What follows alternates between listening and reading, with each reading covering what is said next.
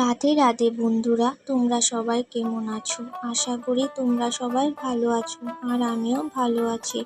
আমি আজকে তোমাদের সাথে একটি নিরামিষ রেসিপি শেয়ার করব, আর সেটি হচ্ছে দই পটল রেসিপি। তোমরা নিরামিষ দিনে ভাবছো কি রান্না করবে, তখন তোমরা খুব সহজেই এই দই পটল রেসিপিটি বানিয়ে নিতে পারো।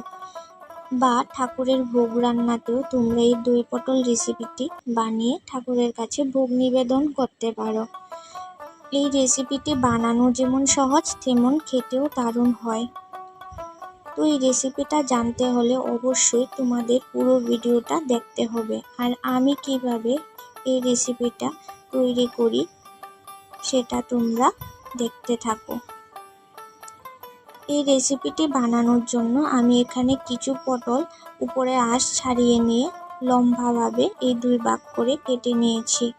তারপর আমি পটলগুলো পরিষ্কারভাবে ধুয়ে নিয়েছি। এখন আমি পটলগুলো ভেজে নেব। তার জন্য কড়াইতে দিয়ে দিচ্ছি কিছু পরিমাণ তেল। তেলটাকে গরম করে নিয়ে এখন আমি এখানে পটলগুলো দিয়ে দেব। সামান্য হলুদ গুঁড়ো, সামান্য নুন দিয়ে পটলটাকে আমি হালকা লাল করে ভেজে নেব। বন্ধুরা, যেহেতু এটা দই পটল রেসিপি, সেই জন্য পটলটাকে আমি বেশি ভাজবো না। বেশি ভাজলে কি হবে, পটলটা মজে যাবে আর দই পটলের সাথে পটলটা খেতে ভালো লাগবে না।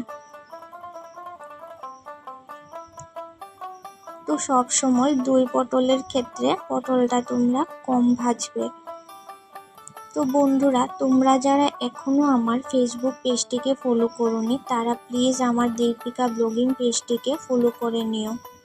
তো দেখো, পটলের একটা সাইড হয়ে গেছে। এখন আমি আরেকটা পাশ উল্টিয়ে দিয়ে পটলটাকে হালকা লাল করে ভেজে নেব।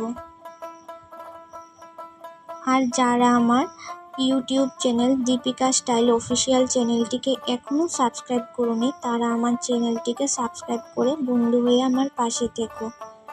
আর পাশে থাকা বেল আইকনটি ক্লিক করে নিও, যাতে আমার রান্নার নতুন নতুন ভিডিও তোমরা আপডেট পাও। তো আমি পটলগুলো হয়ে গেছে, আমি নামিয়ে নিয়েছি। আর এদিকে আমি একটা বাটিতে আগে থেকে টক দই ফেটিয়ে রেখেছি। তো এর মধ্যে এখানে আমি কিছু গুঁড়ো মশলা অ্যাড করছি। প্রথমে দিয়ে দিলাম আধা চামচ হলুদ গুঁড়ো, তারপর দিয়ে দিলাম আধা চামচ লঙ্কা গুঁড়ো, তারপর দিয়ে দিলাম আধা চামচ ধনিয়া গুঁড়ো ও আধা চামচ জিরে গুঁড়ো। এখন আমি দিয়ে দেব স্বাদ অনুযায়ী 1 চামচ নুন। এখন সবগুলো মশলা আমি টক দইয়ের সাথে ভালোভাবে মিশিয়ে নিয়ে মিশ্রণটা তৈরি করে নেব। বন্ধুরা, তোমরা সবাই আমার ভিডিও দেখছো ঠিকই, কিন্তু কেউই আমার ইউটিউব চ্যানেলটিকে সাবস্ক্রাইব করছো না। তো বন্ধুরা, আমি তোমাদের কাছে আশা রাখবো যে তোমরা অবশ্যই আমার চ্যানেলটিকে সাবস্ক্রাইব করে তোমরা আমার বন্ধু হয়ে পাশে থাকবে। তো দেখো, মিশ্রণটা তৈরি হয়ে গেছে। এখন আমি কড়াইতে অল্প তেল দিয়ে তেলটাকে গরম করে নিয়েছি। এখন আমি দিয়ে দিলাম এর মধ্যে 1 টুকরো দারচিনি ও একটি এলাচ ফাটিয়ে দিয়ে দিয়েছি। তারপর দিয়ে দিলাম একটি তেজপাতা ও একটা গোটা শুকনো লঙ্কা। এগুলোকে এখন আমি একটু হালকা লাল করে ভেজে নেব।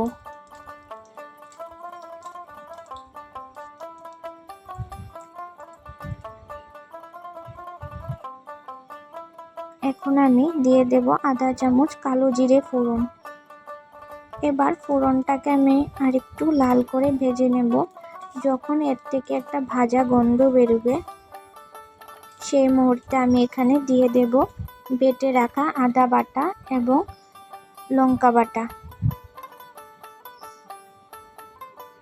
তো এখন আমি এখানে আদা ও লঙ্কা বাটা দিয়ে দিয়েছি। তারপর আমি দিয়ে দিলাম টমেটো পেস্ট।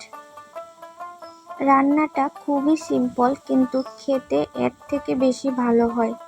তোমরা বন্ধুরা অবশ্যই বাড়িতে বানিয়ে একবার খাবে, দেখবে খেতে কত ভালো লাগে। এখন আমি এই সবগুলো বাটা একসঙ্গে মিশিয়ে নিয়ে মশলাটাকে একটু কষিয়ে নেব। মশলাটা কষে এসেছে, এখন আমি চুলার আঁচটা কমিয়ে দেব।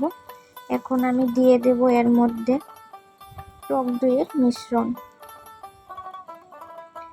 টক দইয়ের মিশ্রণটা দেওয়ার সময় সব সময় চুলার আঁচটা কমিয়ে নিতে হবে, না হলে গ্যাসটা অফ করে তারপর এই মিশ্রণটা দিতে হবে। না হলে কি হবে, টক দইটা ফেটে যাওয়ার সম্ভাবনা থাকবে।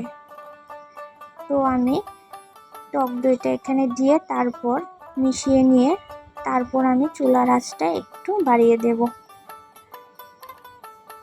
টক দইয়ের মিশ্রণটা এখন আমি সবগুলো মশলার সাথে মিশিয়ে একটু কষিয়ে নেব। তো দেখো মশলাটা থেকে একটু তেল ছাড়তে শুরু করেছে। এখন আমি দিয়ে দিলাম আধা চামচ চিনি।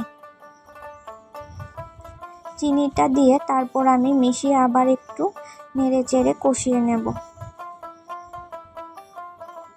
মশলাটা কষে যাওয়ার পর তারপর আমি মশলার বাটিটা ধুয়ে এখানে একটু জল দিয়ে দিলাম। আমি আর এক্সট্রা কোনো জল দেব না ঝোলের জন্য, এই জলটাই আমি ফুটিয়ে নেব। এই ঝোলটা যখন ফুটে এসেছে তখন আমি এখানে ভেজে রাখা পটলগুলো দিয়ে দিলাম।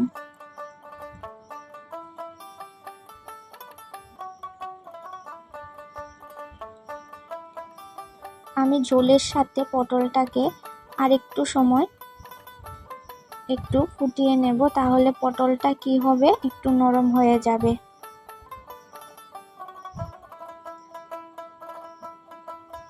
ঝোলটা দেখো ফুটে এসেছে আর আমার রান্নাটাও প্রায় কমপ্লিট। এখন আমি দিয়ে দেব আধা চামচের মতো ঘি।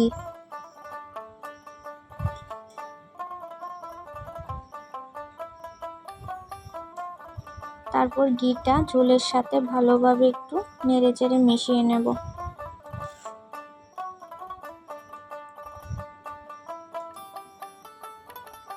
এখন আমি এখানে দিয়ে দেব গরম মশলার গুঁড়ো। যেহেতু আমি প্রথমেই দারচিনি দিয়েছিলাম তাই আমি এখানে এখন অল্প একটু গরম মশলার গুঁড়ো দিয়েছি। এখন ঘি ও গরম মশলা ভালোভাবে ঝোলের সাথে মিশিয়ে আমি একটা ফেনা উঠিয়ে নিয়ে এই দই পটল রেসিপিটা নামিয়ে নেব। দেখো ঝোলটা ফুটে এসেছে, এখন আমি গ্যাসটা অফ করে দেব এবং এখন আমি এই তরকারিটা একটি পাত্রে নামিয়ে নেব। দেখো ঝোলের কালারটা কি সুন্দর এসেছে আর খেতেও অসাধারণ হবে। তো বন্ধুরা, আশা করি তোমাদের কাছে আজকের এই রেসিপিটি ভালো লাগবে। যদি ভালো লেগে থাকে প্লিজ লাইক ও শেয়ার করতে ভুলো না। আর তোমরা অবশ্যই আমার এই ভিডিওটি দেখে বাড়িতে একবার বানিয়ে দেখো, দেখবে খেতে কত ভালো লাগে আর সবাই তোমার প্রশংসা করতে বাধ্য হবে।